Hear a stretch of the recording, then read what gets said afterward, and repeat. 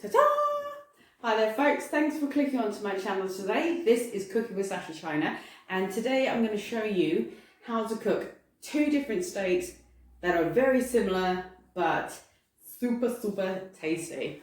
So we have got a porterhouse steak and a T-bone steak.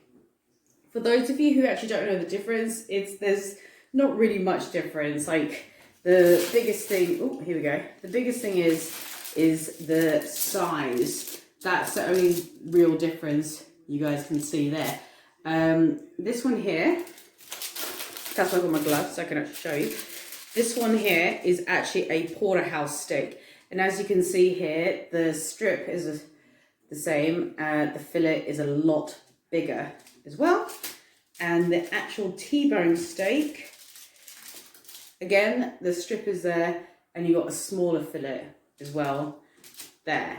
So I'm going to get rid of that glove now because it's touched the raw meat. Health and safety, folks, health and safety. So obviously the biggest thing is the T-bone and the porterhouse are two very different names, but they're very similar steaks. The T-bone is actually cut from the short loin and actually has two different steaks attached to it. One side, obviously the Americans, they call it the New York strip, and the other side is the tenderloin. But if you cut that away from the bone, it's going to be, you know, filet mignon. I can never say it. Mignon, like the minions.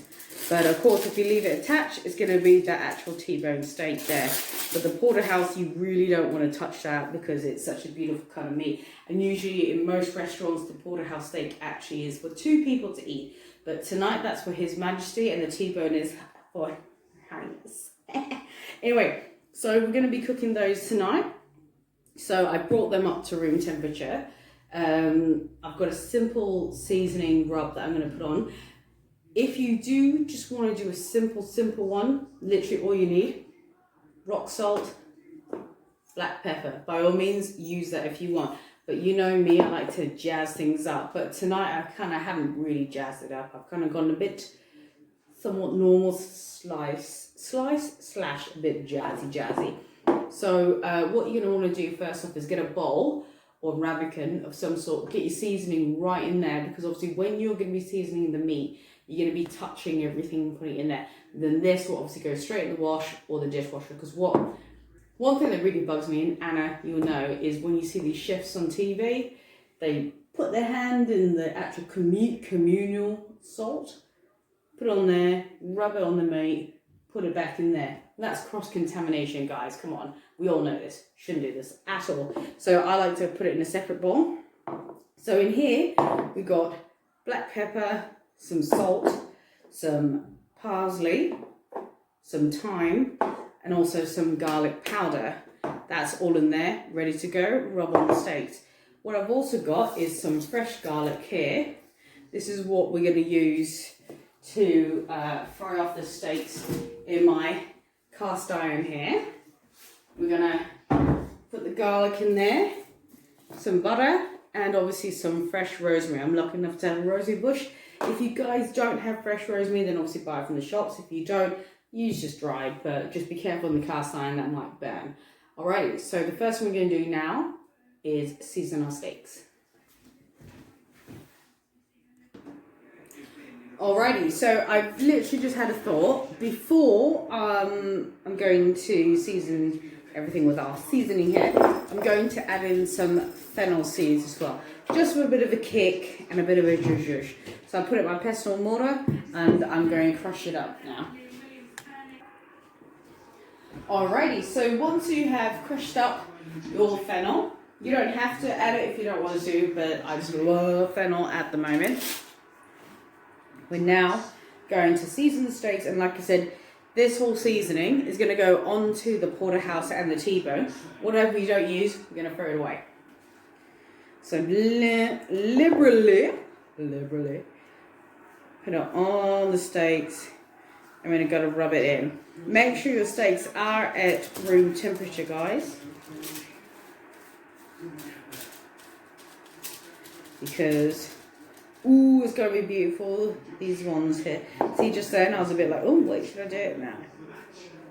I'm talking nonsense now. This is what happens when you do a bit of daytime drinking. Monique, for you, young lady. No.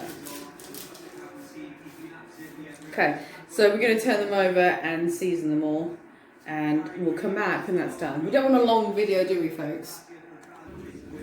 Alrighty, so our steaks have been seasoned on both sides, and honestly, I can tell you now, it smells absolutely amazing. So now what we're going to do, we're going to leave that on the side, and we're going to crack on with the homemade chips. So literally, His Majesty just wants steak and chips tonight. I mean, I'm like, what? You need more food on the plate, okay?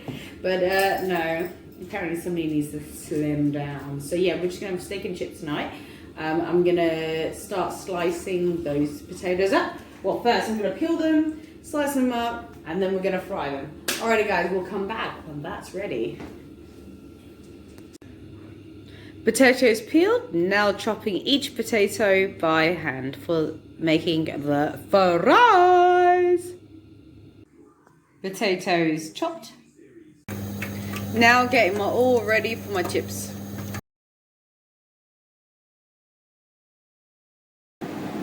Alrighty, so the first steak we're going to cook is the Porterhouse on the right hand side.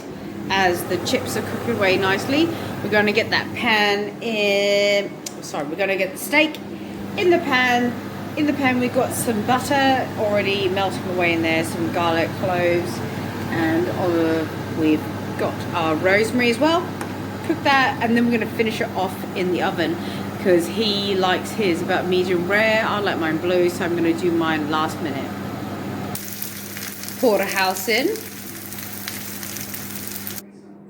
Alrighty folks, and we are done. So I've done my meal. It's all nice and ready. The Porterhouse is there. The T-bone is here. I have messed up on the chips. They are a little bit overcooked. But hey ho, never mind. I made some extra relish as well, which is tomato, cucumber, red onion, and avocado in balsamic vinegar, and a little bit of olive oil as well. Bit of white wine vinegar in there as well. Really tart. Alright guys, well thanks for checking out my channel today. This is Cooking with Sasha China. I'll see you guys in my next one. Bye now.